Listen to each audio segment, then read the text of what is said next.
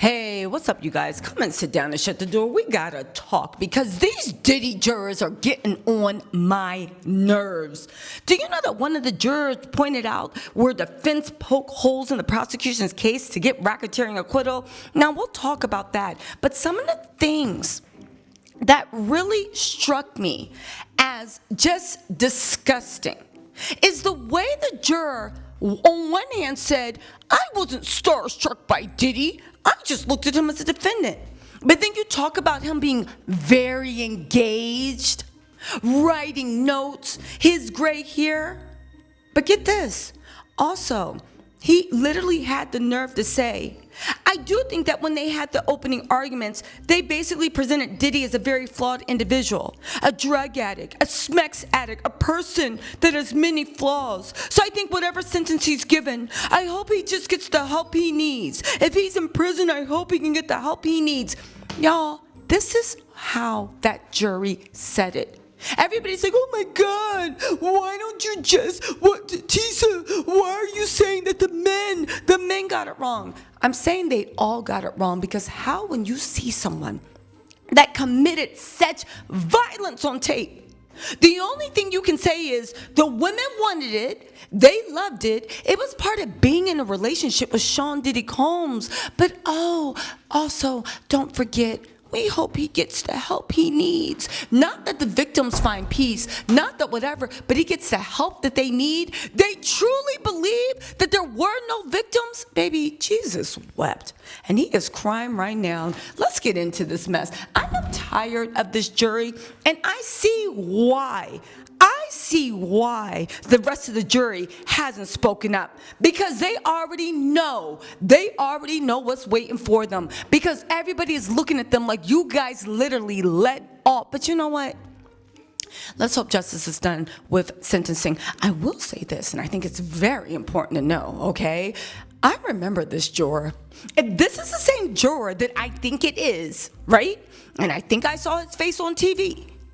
This juror would come in, and let me give y'all some inside tea, because I was in the trial every single day, minding my business, doing what I needed to do, bringing y'all the content, with a little tea. So anyway, so here's what happened.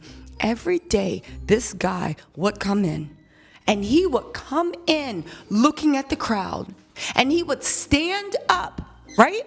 And look at the crowd like he was having ovations, like he was loving it. He mentioned something in here talking about it was like a movie because he literally did. He literally, when he looked and would walk up to his seat, and he was just an alternate. I felt like he had Nicki Minaj. I wish that I could have this moment for life, for life, for life. Listen. This moment just reminds me of everything that they I wish. That's what he was looking. He was enjoying it. He was soaking it up. He felt like a celebrity. And for somebody that was so into feeling like a celebrity, explain to me why he wasn't starstruck or wouldn't have been starstruck or wouldn't at least subconsciously taken Diddy being a star. This guy looked like, and I'm just going to say it looked like he was thirsty. When he came in every day, it looked like he was thirsty for it. And now we see why. Anyway, y'all, let's get into this report. Oh, my God.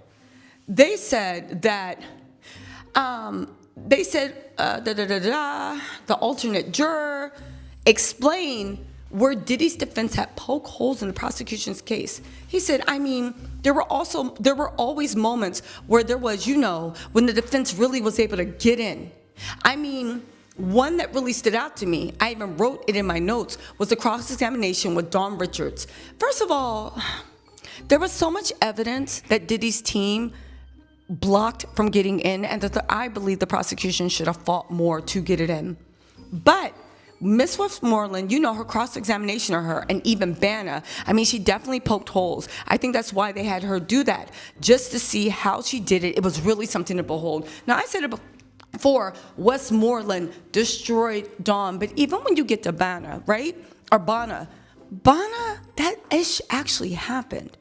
They actually wanted to bring in a face call time where Rob Holiday literally offered a settlement so that Bonner wouldn't sue Diddy civilly. But they said that evidence couldn't come in because it was of a civil lawsuit, not a criminal lawsuit, so they shouldn't have to bring that in. Again, the stuff happened, whether it happened on the 22nd, whether it happened on the 26th, whether it happened on September 18th, there was even messages between Cassie and KK proving it happened. Proving it happened. You guys, it was and is a lot. But let's get into the jurors' dumb thing, because we already know that this was a travesty of justice. I will always stand on that. I don't care what they say. It was a travesty of justice, okay? Danny Kane's singer Dawn Richards testified that she told Diddy's ex-girlfriend Cassie to leave the rapper after witnessing him physically assaulting the musician. Diddy and Richard were recording in a studio when he allegedly said that what was witnessed the day before was passion, and that's what people in relationships do. But why did they doubt that? Then that was Diddy and Mark Agnafilio's whole defense, that this is what couples in relationships do. He claimed He said Cassie was okay and that it was best if they didn't say anything. The rapper allegedly said that where he's from, people go missing. She heard those words to mean that people ended up dead. Now listen, Nicole Westmoreland brought up inconsistency in Dawn's multiple interviews with prosecutors. The defense attorney also highlighted the fact that the singer hadn't disclosed Diddy's alleged threat against her life until a week before the trial. And she said, if it was a death threat you didn't recall on 7 different occasions. Again, first of all, the fact that they overlooked the fact that at the end of the day, Cassie got beat in front of Dawn and Kalina, okay? And Diddy threatened their careers and maybe their bodies and said, if you say something, you finished. But the jury was able to overlook all that because women, we like getting beat. We like it. We stay in relationships because we like it. Yeah, it's sad. But at the end of the day, it's our choice, right? Okay. The alternate juror who listened for 7 weeks of testimony but did not participate directly in deliberations did note that he would have reached the same conclusion that the jurors had made on the racketeering charge. He praised both sides for being at the top of their game, describing SDNY as a top district and a place for trials, saying it was really like a movie. Just as a witness who's never been, who's never really in the court, never been a juror, never followed the courts or never done any of this stuff, just to be there and watch that and how they conducted themselves was very memorable. I do think that the judge and the prosecution, actually not the judge, that's not the judge's job. I think the prosecution could have done a better job of bringing more witnesses, bringing more executives, and bringing more employees that he abused. That was weird. Get this, he said Diddy was also very engaged throughout the trial. You could tell that he was fighting the whole time. And again, remember what the prosecution said? He was doing nonverbal testimony. I guess that they were right. You could tell he was fighting the whole time. He was always writing notes whenever there was a cross-examination. He was taking notes, giving them to the lawyer. So that I found that just to be all very interesting.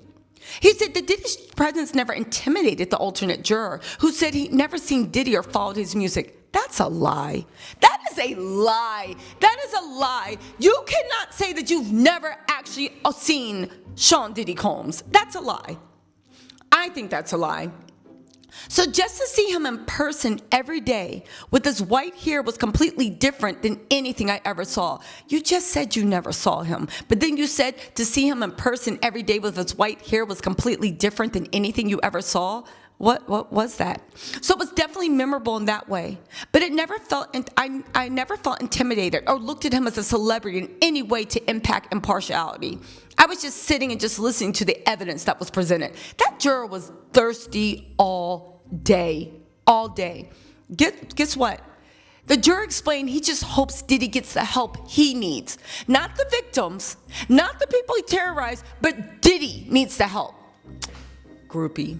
Anyway, I do think that when they had the opening arguments, they basically presented Diddy as a very flawed individual, a drug addict, a sex addict, a person that has many flaws, the juror recalled. So I think whatever sentence he's given, I hope he just gets the help he needs.